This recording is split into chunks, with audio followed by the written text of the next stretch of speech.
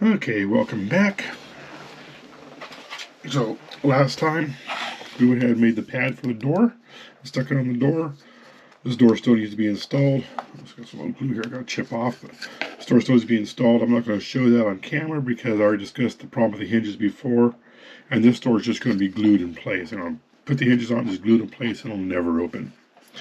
Off camera, I went ahead and made the center bench. It was just a bunch of pieces of plywood with the sapelli put on top of it to hide what it is. And then those made up all the pads, including those on the inside. I went ahead and glued in place, except for, this is very important, don't glue the front one in if you plan on doing your lights on the side. Those lights on the side have wires that come out here, come in the side, and go behind this back pad. So don't glue that pad in until you have your wires in place. Right now I want to get started on the driver's area.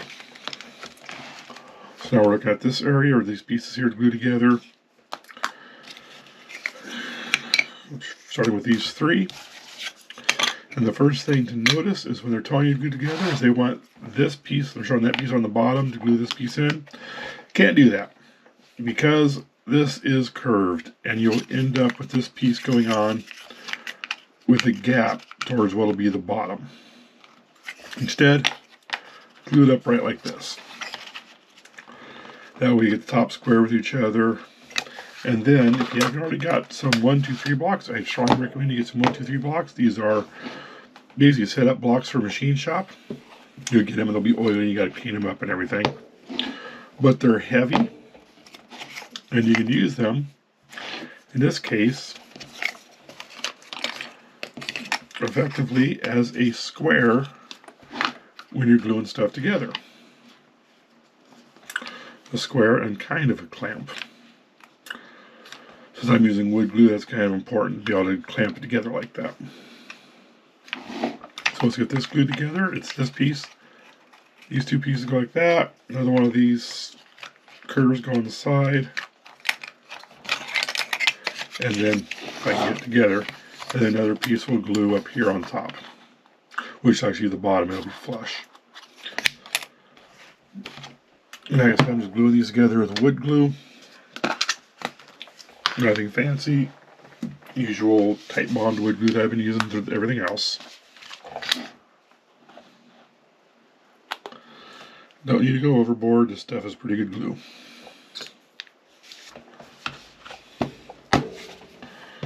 These are all keyed together so they'll fit together nicely. So you can't do them like that or don't do them like that. They'll fit together and they'll come to a nice square edge. So I'll get first one glued up, get it drying, and then I'll worry about getting the second one glued up. A lot of glue surface you can cover here.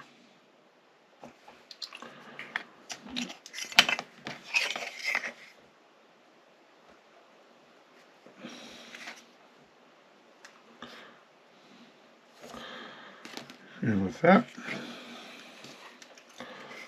upside down, this one goes on. A couple blocks here to make sure it stays square.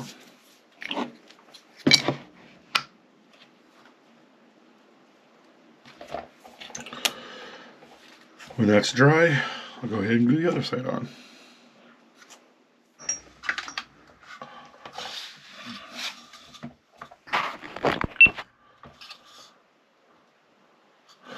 Okay, got it glued on and square. I put this bottom piece on, part 135. Next thing they want you to do is take this piece, glue it on, and then bend it around the front.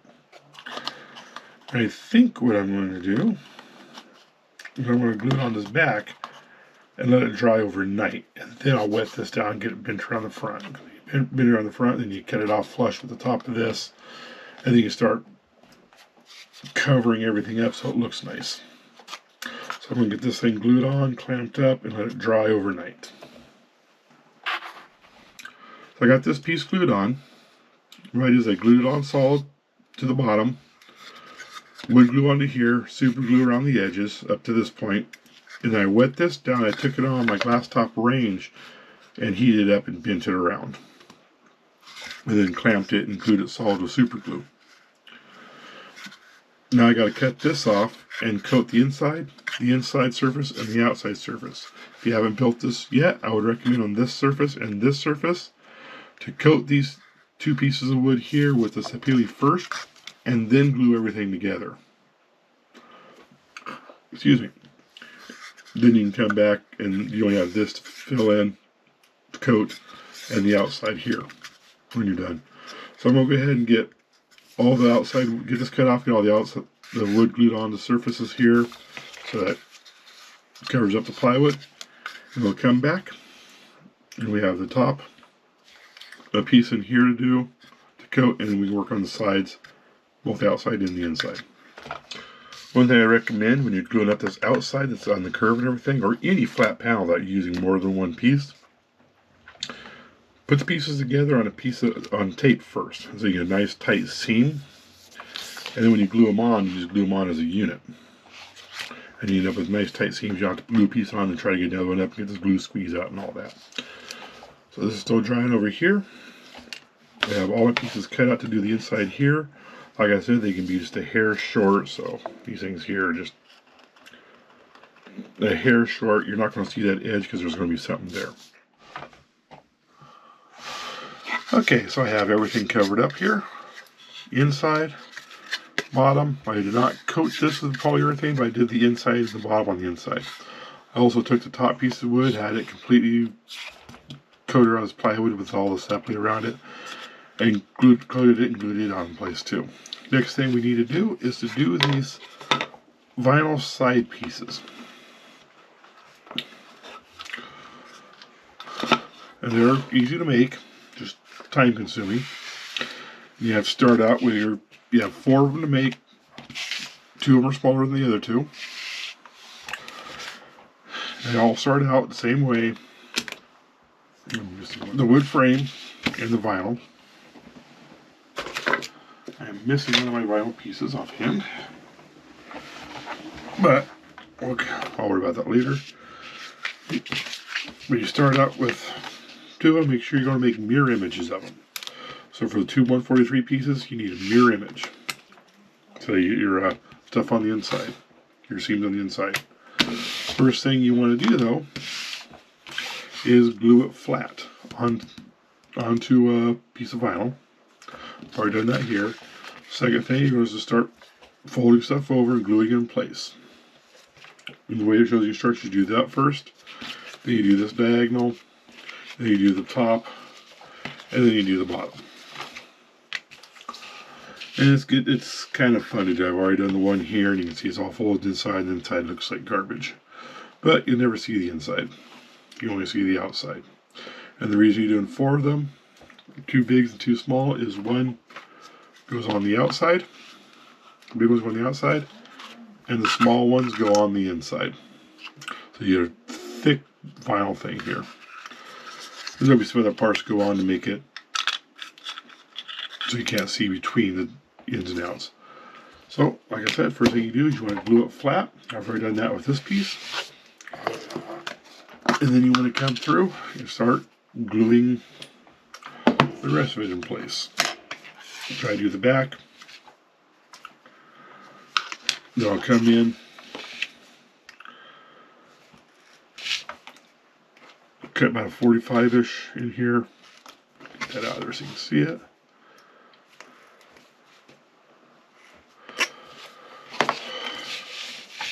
And just glue that thing in place. Get some light down here so we can see. And glue that in place. I've been using just same old wood glue. Instructions say white glue or a fabric glue. This stuff works fine. Especially when you go from the back side of the vinyl to wood. If you go from vinyl to vinyl, then it starts getting a little questionable for the adhesion, but it works fine anyway. Oh, and I've also been trying to go along the edge here.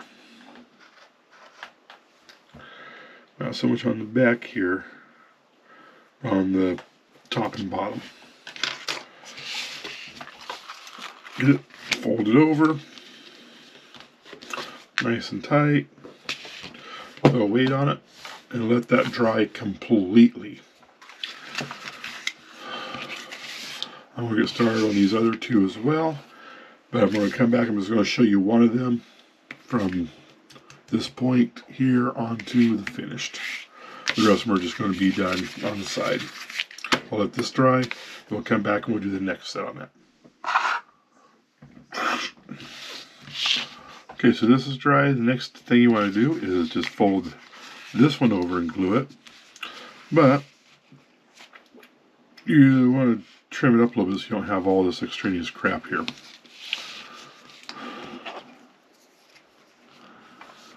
And it shows in the instructions to glue all through here. But it seems like I just make this stiff and not look right. So I'll figure out how to trim it off here. Instruction I'm trimming on this. So something like that. That one.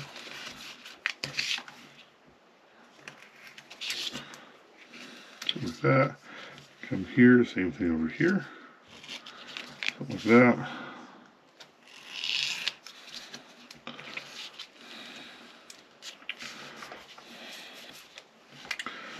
And then I'll glue it over here and trim it off. So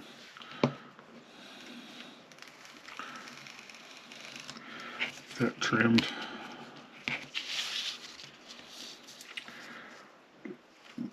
Over here trimmed. And that thing should be able to glue here and here. You can also just have this piece come all over here and glue it in place if you wanted to, but the main thing you're trying to do is just get this edge. Excuse me. So I'll go ahead and I'll just figure out where I'm gluing to.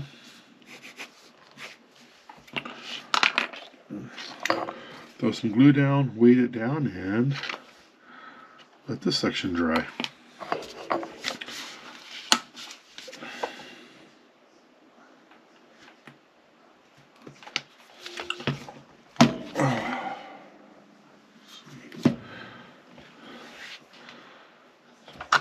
There, right on this edge as well. Same thing with this. I'm just not going to touch that edge. Right there.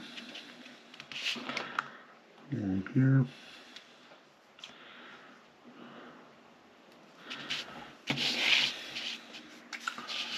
And up this edge right here. With that, this is a fold over. Glue in place.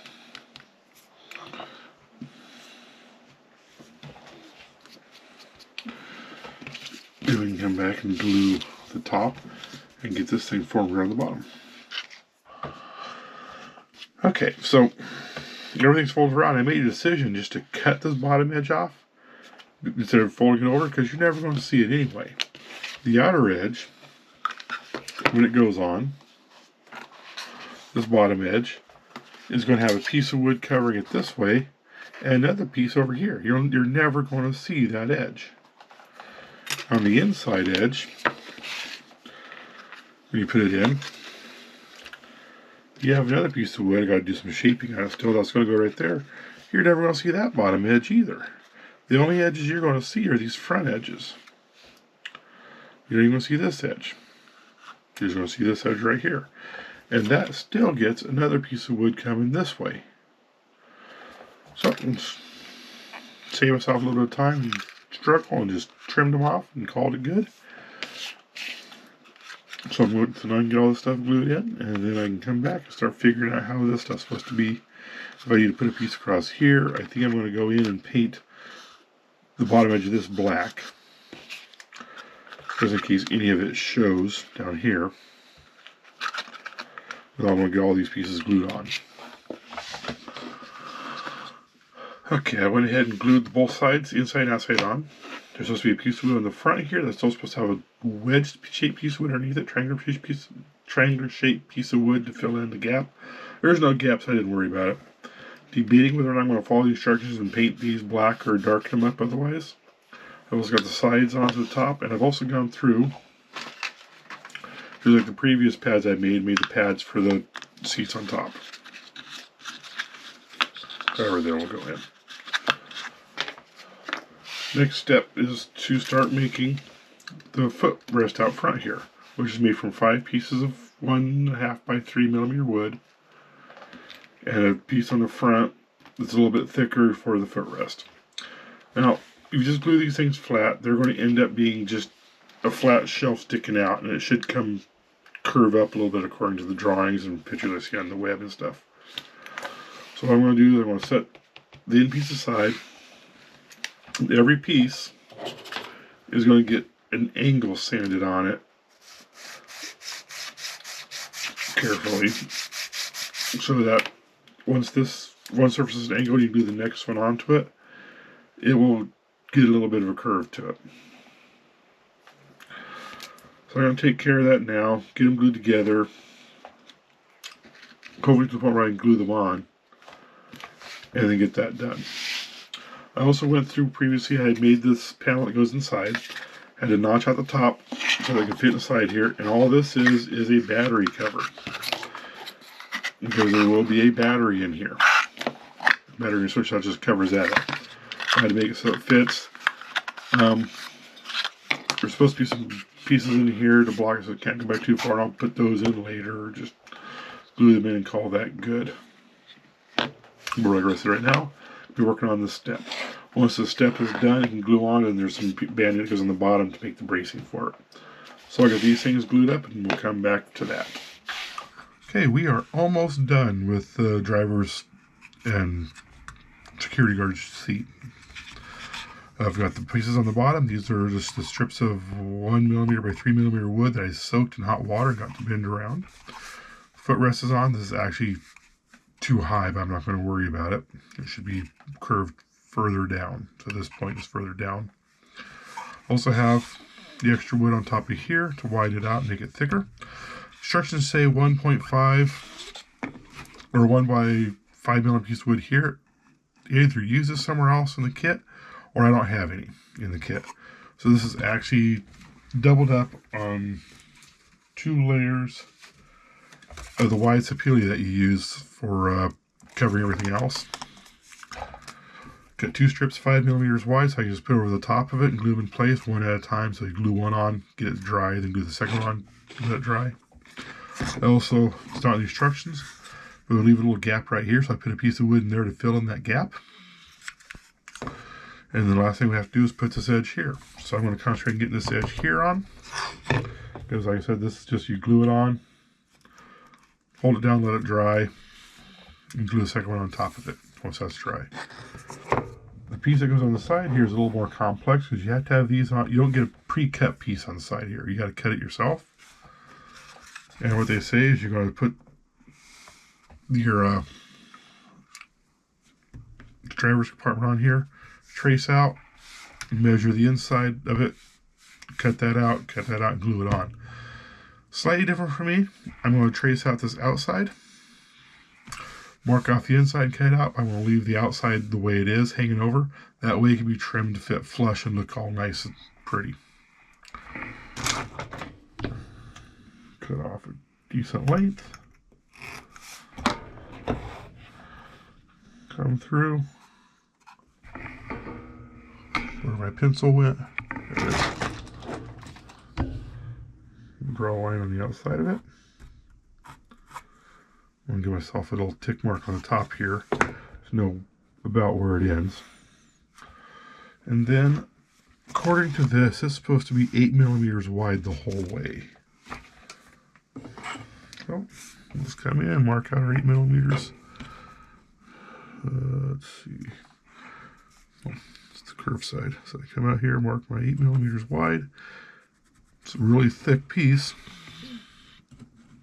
About here, 8 millimeters wide. Yeah, 1 millimeter. I'm going to come over here and I'm going to draw a straight line. So you can see my other end. Okay, one of those is off.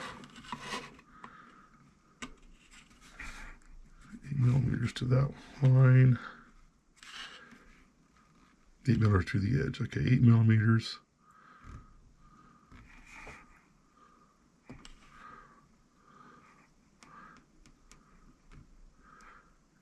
Okay, this one's off.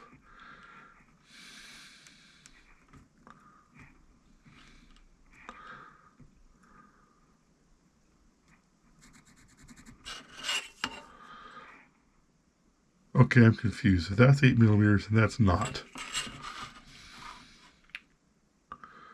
Oh, I see what I'm doing.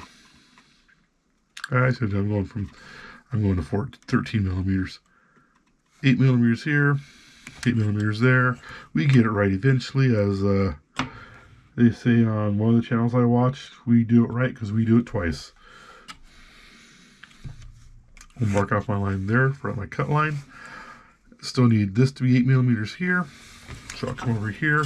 Hopefully I'll get it right the first time, both times here. About 8 millimeters. About 8 millimeters. Draw me a straight line. And then come up and try to give me a nice curve.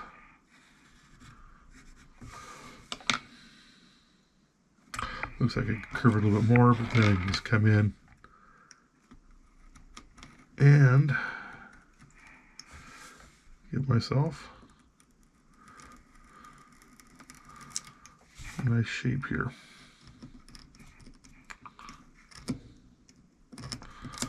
Whoops. I don't think this is going to work out anyway due to I don't have a nice curve right here. I got an angle, so I'm going to redo it. Cut off the end, and that should give me a nice curve for that side. So that side, that'll go on here.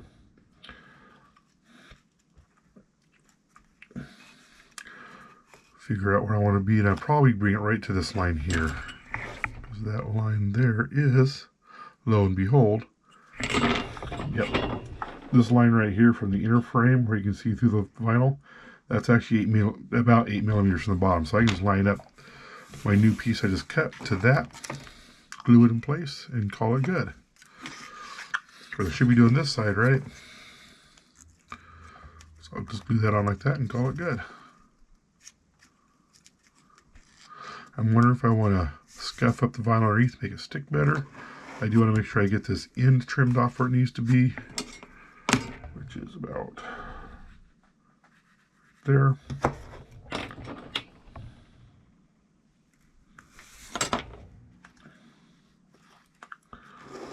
We'll get that on, glue it in place, clamp down,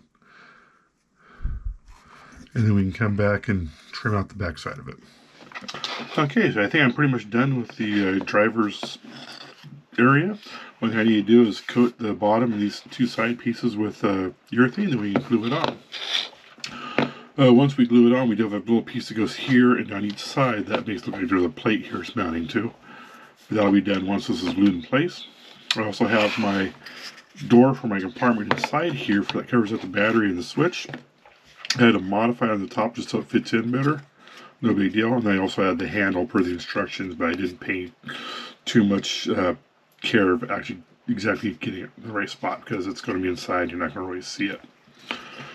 I also have glued in one brace on the bottom. I still need to glue in one brace on the top, and that'll keep this thing from going too far back. So we'll have enough room for the switch and the battery inside the compartment here. Lay down here so you can see better. So I've got it glued on. The little trim pieces are glued each side. I need to remember to put the pieces on the inside here. So with that, this is done. I have my little door done with a handle on it that covers up the battery and the switch on the inside. So far it's looking pretty good. There's still stuff like it needs the leather pouches on either side, the seat pads and the seat back, and then I think there's rails on the side of the padding. But those come in a later step. So for now, I'm done with the driver's compartment. Moving on to the roof. So next time we come back, the next set of videos will be working on the roof. Thank you for watching and have a great time.